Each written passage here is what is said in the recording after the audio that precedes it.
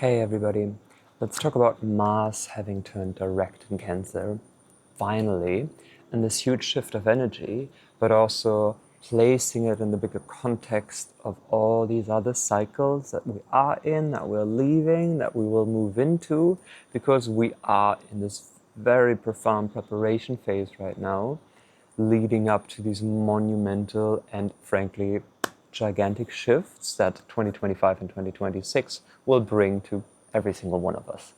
Um, Whether we like it or not, how exactly it will play out, I've got no idea. I don't think anybody truly does, because it's really completely new ground, a complete new sense of reality that we will be entering, with these outer planets all shifting from water and earth, so like a downward yin energy, to fire and air, right? Neptune and Saturn going into Aries from Pisces, the last sign, to Aries, the first sign, and Uranus going from Taurus to Gemini.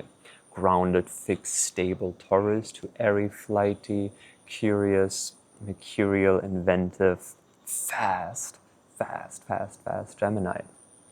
That's what 2025 and 2026 is mostly about, and we're in this funky in-between space.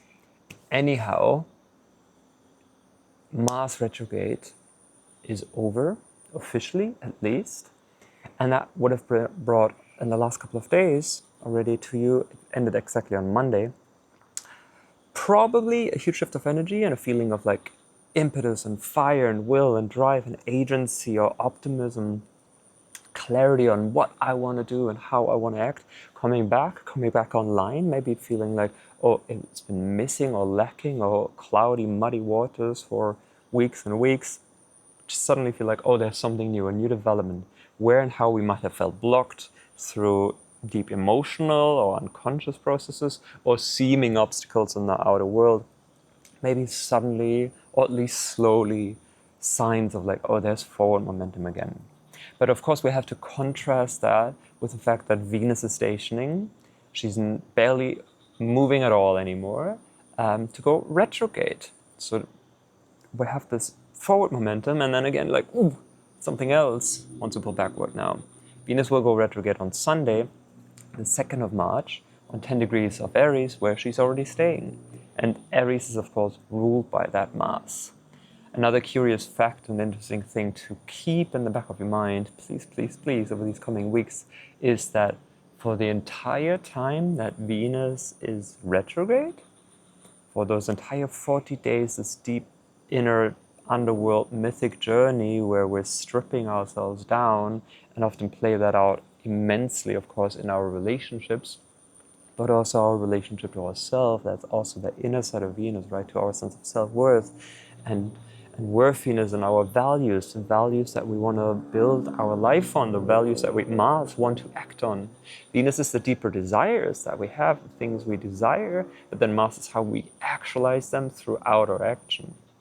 Of course, the retrograde speaks on and about much deeper aspects of what might at first seem such a straightforward process, or such a like, oh yeah, you just gotta act in the outer world and then it'll come to you. I'll get back to that in a moment. So anyhow, Venus is stationing and will go retrograde in a couple of days. In between, of course, we still have the Pisces new moon. Mercury is also right there in the middle between Saturn and Neptune. It's a lot of water energy, but staying with Mars just for the moment and for the sake of this video more so. Mars has been retrograde since the 6th, 7th of December on 6 degrees of Leo, and went now back from 6 Leo to 17 degrees of Cancer. In between, it made oppositions to Pluto, which was and will continue to be one of the hallmarks of this entire Mars process, because Mars opposite Pluto is very intense. It's also the two kind of different levels of our will, where Pluto is the greater collective will, Pluto is the deeper unconscious will of our soul, and Mars is how we go also about actualizing that and pushing it forward. But Pluto also brings up all these levels where and how we feel powerless or disempowered, or where there's shadow that our psyche tends to reject and suppress and deny. Oppositions in astrology in general signify, oh, this is a process that we externalize through projection. And then Mars retrograde, just by itself, often brings up a lot of unprocessed and undealt with. So retrograde is a re-emergence of what we have not adequately dealt with in our consciousness, in our life, of Mars material. And so it often brings up unprocessed, undealt with anger, aggression, fire, libido, lust. This is also why Mars retrograde, and in a different way Venus retrograde, often brings up people and situations or partners, friendships, business partners, enemies from the past, because they also signify, oh, here is undealt karma. Remembering karma literally just means action, and Mars is also the planet of action. So Mars retrogrades tend to bring up a bit more of a karmic energy, maybe even than some of the other planets. But in truth, of course, it's all karma. It's all the reflection and mirroring of reality, of the way we acted back to us in one way or another, so that we can learn and take control and take in full responsibility for the state of our being and the state of our consciousness and the openness of our heart. Right? That's the deeper mysteries also of Saturn. Anyhow, so Mars tends to bring up a lot of these unprocessed angers or frustrations, desires. And so Mars retrogrades often bring also significant turns in relationship, or we feel like we're wanting to move forward in one way and suddenly Mars changes direction and we're like, ooh, maybe actually not. I don't want to sign that contract. I don't want to go into that business partnership. I don't want to go into that partnership, or suddenly feel like, oh, this friendship, this connection needs to end. I need to sever. Mars also likes to cut things, right? Mars is the warrior. He draws blood. So the retrograde brings up all these kinds of unconscious processes, and because of the opposition to Pluto, and we will still have the third and final one, which is really the resolution moment, and can for many still be a big crisis moment as well. These energies get projected out to the seeming opposite, to the seeming external force, person, group, identity, very much of these Pluto oppositions, especially because the Pluto area, right, I just said it, it's what our psyche tends to project or deny or suppress into the shadow. And whenever we have these strong Pluto aspects, this shadow is being brought out though. So that's another thing we see, of course, with the Mars retrograde, especially in Cancer, that deals with the inner emotional level, the inner child, the emotional safety, our emotional needs, our emotional belonging, but also the mother and the family, the home and the tribe and the clan. So on a big collective level, we see all these projections of feelings of powerlessness out onto the shadow, out onto the unknown, out onto specific kinds of groups of people or identities that symbolize to our psyche these parts of us where we have felt disempowered. And it's easier to project things out and see them in the mirror of the other, instead of seeing it and taking it into ourselves and realizing it's actually part of my own psychic makeup and how I have been acting in the past that created these states or patterns and habits of disempowerment. The Mars retrograde in general, right? The retrogrades always are about processes of realignment, reassessment, rethinking, redoing, reconsidering, rethinking, writing the stories that we have with these specific archetypes. And since Mars is the planet of action and will and power and fire and anger and lust and libido, it's a totally normal pattern of this Mars retrograde every 2 years to show us and to bring up first these unconscious territories and dynamics that reveal to us where and how we think we want to move forward, or we know how to act, or we are clear on what is our will and then our desire and how to actualize that. Brings up blockages and brings up frustrations and shows us, wow, that path is not as linear as we thought it was. Remembering also, Mars is the planet that goes retrograde the least amount of time, or only every 2 years, and it's also the planet we project out the most to the external world because we think it's about acting in the external world. The deeper layers, of course, which the retrogrades of Mars always bring up as well, that only through the inner shifts and inner alignment and inner realignment and clarity of our own inner will and fire can we find the clarity on how to act in the outer world without so much struggle and strife and resistance. We often, right, we get lost in this illusion of life perpetually again and again and again of believing that we have to shift something externally so that we can feel differently internally within ourselves, or see or believe ourselves differently internally, right? Oh, only if I get X, Y, Z in the outer world, whatever, I'll get a promotion and then I can feel worthy or get like sense of respect. Where in actuality, it's often much more the case that once we shift the inner reality and give us a feeling of respect or self-worth or love or whatever it might be, that's the outer reality shift quite effortlessly. And without so much strife and struggle and mass fight, that we're feeling like we need to fight here, or we're like out against the world is against us. So these retrogrades bring up this inner realignment process. But yeah, we tend to disown that, or tend to run away from that process and think we just have to do things differently. I just got to do some things differently, right? But there can be such a potent dynamic of striving, of pushing, of struggling embedded in that, of feeling like we're fighting against windmills, we're fighting against the world, we're fighting against society. And the inner shift is actually what cultivates a much greater flow in the outer world. So yeah, we tend to project that Mars energy. Remember the glyph of Mars? It's a circle with the diagonally outward pointed arrow. It's the absolute yang energy in many ways, as opposed to yin and being receptive. So we associate it so much with external action and external behavior, but the retrogrades show us, oh no, there's a deep inner shift. Now, coming back to this present moment, Mars is on 17 degrees of Cancer. It's also squaring Chiron on 20 degrees of Aries, deepening this dynamic of where and how Chiron, our deepest pain and vulnerability, is in a deep healing process in regards to our sense of self, Aries, and who we feel to ourselves to be, and connected to our instincts and connected to a primal instinctual sense of self. Aries says, I am, and Chiron in Aries says, like, oh, there's something wrong with who I am, right? And can I trust my instincts? I don't know if I can trust my instincts. I have a will, but it's been thwarted, it's been conditioned, it's been hurt, it's been broken, it's been traumatized.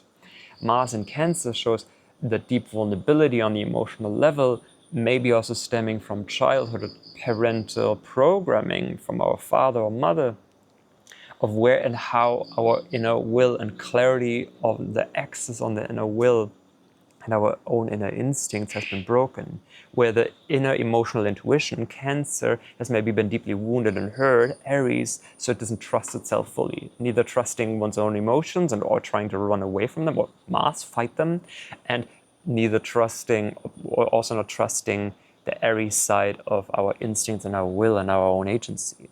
The higher side of all of this is, of course, to Mars take up agency for our core emotional needs.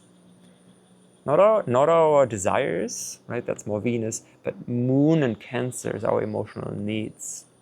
And Mars is about taking up that agency to be true and act truthfully in regards to where and how we feel and how we need our needs to be met. What is a safe place emotionally and what is not. So emotional safety is this other big keyword, hence also all of these geopolitical and societal projections that we see a lot with that, where and how we project a feeling of disempowerment or a threat to our inner emotional coherency and sense of identity outwardly. So that last opposition to Pluto will be on the 26th, 27th of April. So we've got 2 more months to cover the territory that Mars just went retrograde in. It'll still take 2 more months from here on out for it to fully cross it a 3rd time. And only in this crossing of it the 3rd time, these next 2 months, will the true clarity reemerge. Because the retrograde, it just brings up all of these unconscious processes and patterns. But then it's about the moving forward of Mars that truly gifts us the clarity and brings a realignment and an integration and a consciousness to what has been unconsciously stirred up within ourselves, especially on the emotional level, on a vulnerable level, on the inner child level. Remembering also the retrograde began in Leo, it's all about the authentic self-expression from our heart and our creative self-individualization, but went back to Cancer, showing, oh, where is maybe my desire to be truthfully, authentically showing up with self-confidence and vigor and joy, Leo, believing into myself, been hurt or I can't show that side of myself the way I want to, because there's some deeper Cancer, some deeper emotional waters that belong more to the inner child, that belong to childhood, the past, the family, the ancestors, that made me feel emotionally not safe or my needs not being met, so that the Leo side could not express itself. So this is where we're clearing and integrating a whole new sense of emotional safety within ourselves, hopefully, so that this Leo side can come out much more. So I'm gonna end the video slowly because it's also getting dark. Behind me is a lighted house, which is a very strong Cancer archetype, of course, to close ourselves off and retreat and find inner emotional safety within. Expect these next 6 weeks especially to still be highly sensitive time, because remember, Venus will go retrograde. She will also move from fire to water, from Aries to Pisces. We think we can charge ahead Aries and do new things, and there's new horizons. We feel this huge anticipation of building of an energy, a collective wave that is about to like wash over the entire world, coming with Neptune going into Aries end of March, which is also when that Mars Chiron will be exact one last time, 26th of March. Then Neptune moves into Aries, and then on the 29th of March, March 29th of March, we'll have a solar eclipse in Aries, the sign of Mars. So these last few days of March is this gigantic, super potent, super sensitive portal, deep healing, but also whole new dimension of reality, a whole new level of the dream of what we believe ourselves to be on planet Earth, and how we play that out in our world, society, whatever. A lot of new frontiers, Aries, that we will suddenly see arising, where we can still meet and cross new frontiers. The story of like all the world is like it's all explored and we've seen it all, we know it all. That will radically shift in the next couple of years with Neptune and Aries. Anyhow, there's this building up on the end of March, but it will still take Mars until the 18th of April to leave Cancer for good. So for almost the entire next 2 month period that this retrograde really closes, really brings integration, really brings that forward momentum that the last 3, 4, 5 months since Mars has been slowing down has been stirring up. Yeah, we feel a huge forward momentum now, hopefully, probably, but it's only in the next 2 months that the true new frontiers will really be met. At the same time, the Venus retrograde talks about a yin energy again, a returning within and needing to look deeper within. On the Pisces, also emotional inner nature of ourselves. More on that later. But for the entire time, Mars is still in Cancer. So until middle of April, even though there will be so much forward momentum, Mars is still in Cancer, signaling to us a very sensitive, emotionally sensitive time, which shows and teaches us so much about vulnerability. Just seeing if I can brighten my video, but I guess I can't. Right? It also teaches us so much about vulnerability and the agency to meet our own emotional needs, to act in alignment with what is emotionally coherent and is caring and empathetic towards ourselves and others, where we learn to really take care of each other and feel nurtured, feel safe, feel protected, create the sense of family, and hopefully without too much Cancerian isolation into this is my border and this is yours, and right, all of these projections more on that end of April, but hopefully with much more sensitive grace and compassionate, empathetic understanding of all the ways that every single one of us has some deeper underlying emotional wounds that they might be unaware of or not wanting to fully address, but also, of course, giving that to ourselves. So anyhow, that's for Mars going direct. It gets dark. The sun is setting here. And yeah, thank you so much for listening. And if you still got any questions, leave me a comment, right down below. As always, I'm also available for one-on-one sessions if you feel like wanting to work with me and dive deeper into the nature of your own birth chart and really understanding, placing all of these big processes in your own evolution and in your own unfoldment. And yeah, see you next time. Bye bye.